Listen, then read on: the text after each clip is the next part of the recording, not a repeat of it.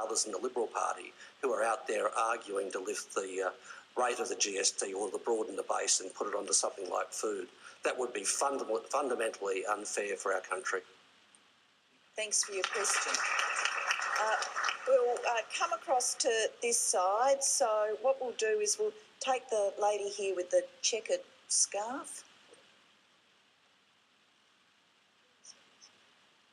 Hi, Michelle Malika-Michaels. Can I use the microphone? Okay. Thank you very much, Prime Minister.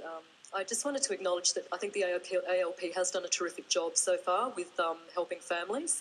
Obviously, the tax threshold, the Gonski reforms have been fantastic. They're an absolute watershed. Disability insurance scheme's amazing. What I'm really concerned about is we're speaking about families this evening, and my concern is the cutbacks to the single and sole parents' allowances. It's been really tough, and we're talking about families, we're talking about people that are already living on the margins, and we're talking about children that are going to be pushed further into poverty. Some women have 1 child, some women have 2 children, some might even have 4 children. And if they have to go to work, yes, it's a good thing for women to go to work, but perhaps some of those women can only manage part-time work. We've got a lot of things to do with children. We've got to go to swimming lessons if we can afford them. A lot of those sorts of things will be taken away from children of sole parents.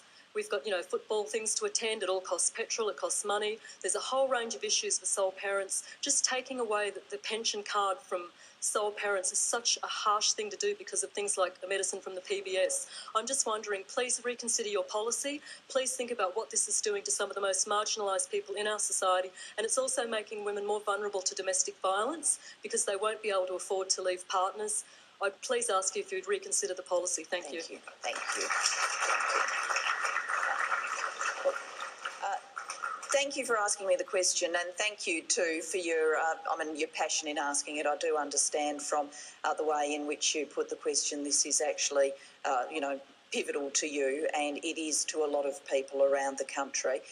And I want to assure you, I'm very admiring of everybody who does the love and work of raising children, and very, very hard for people to do it by themselves. So I'm very admiring of that.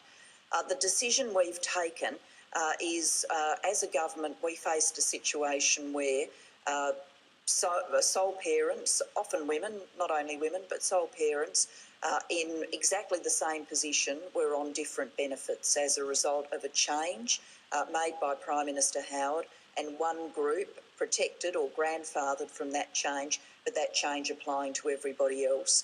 And so we thought that the fairest thing to do was to put everybody on the same rules, but to then also try and make some beneficial changes for people.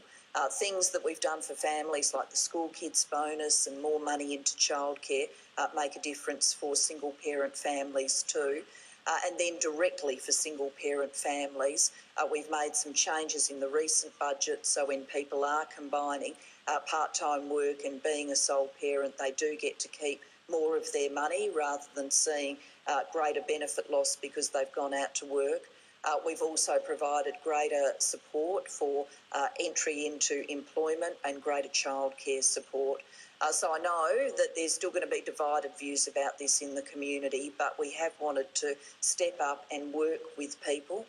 We do think as kids move into school that it is good for children to grow up in a household where they see someone working, but of course work has to be combined with family life, which is why for someone who's a sole parent it's often part-time work, and we're trying to make that combination easier to do. But thank you for asking. Now I'm going to take my life in my hands again. I saw a young girl with her hand up. Yes, you. And then we'll go to someone further back in this block and then come back round. My name's Sarah Boyd. I'm from Marylands High School. I'd like to ask, what are the guarantees that the Gonski funding is going to be going to the right place? Because it's being handed to Barry O'Farrell and then he's going to take it somewhere. Because the money that you're giving to the whatever. Okay, right. I pointed out the dangers of taking questions from children, but that question actually proved dangerous for Premier O'Farrell, and he's not even here, but there we go. That's a really good question because I have to say we want to be really nice about all of our state government colleagues, but I'd have to say there are some times when the ministers at the table and I take a little bit of a jaundiced view when we make federal money available and it goes to state governments, and then we're not entirely sure that it's gone where it should, and sometimes there's a little bit of accounting trickery that goes on.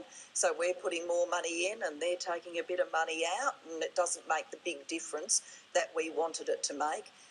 None of this is new. I think states' kind of game playing with federal money is as old as our federation, so none of it's new. But what we've done with the school funding reform so that we can make sure it doesn't end up in any of that cycle is the work that Mr Gonski recommended to us, and what we've responded to is that for every school in the country, for all schools, 9,500 of them, there's a school resource standard. So we've actually gone to schools that are teaching kids and kids from average backgrounds, if I can use that terminology, and we've said how much money needs to be in this school to get these kids a great education. So we've worked from there and said, right, we know the right amount of money per primary school student and per high school student to get kids a great education. And then we've said, well, there are some things that mean you've got to put more resources in to get a child a great education. If a child's from a poorer home, more resources need to go in. From a home that's non-English speaking, more resources need to go in. This is the Cabramatta example that Jason talked about.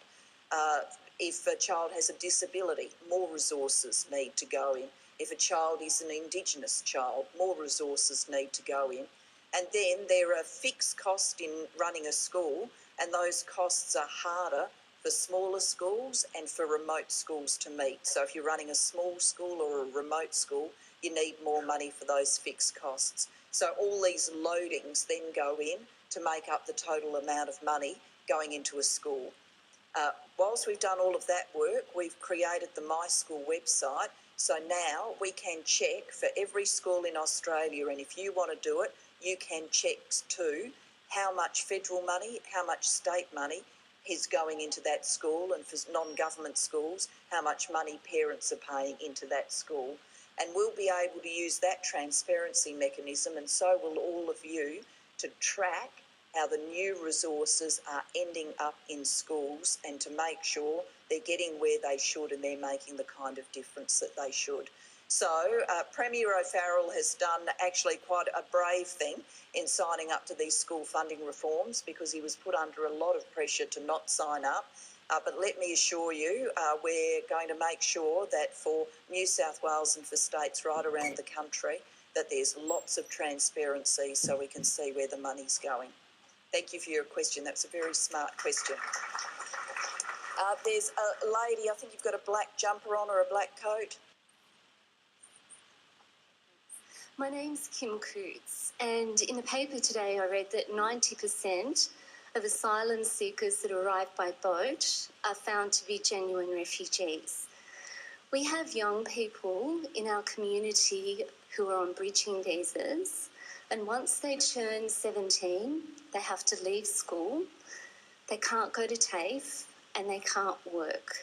I'm really concerned about these young people, and I'd just like to hear what you think of this situation. Okay, thank you. Thanks for that question. What I'll do is I might ask the Minister for Immigration, Brendan O'Connor, to make some comments on that. Yes, thanks very much, Prime Minister, and thanks for the question, Kim. It is true to say that, of course, we have a significant challenge in dealing with what is a very important but very complex issue, and indeed all First World nations confront this challenge. I'm glad to say we're a government that's, I think, extended a hand of support where we can, and dedicated support to people where they are genuinely seeking asylum. We just recently announced the capacity for families to be released on bridging visas, and I think that's an important thing. And we've worked with providers in the community to ensure that they're getting sufficient care. At the same time, however, it is absolutely vital that we do everything we possibly can to reduce the chances of people endangering their lives at sea. Now, I've seen for first, as the Minister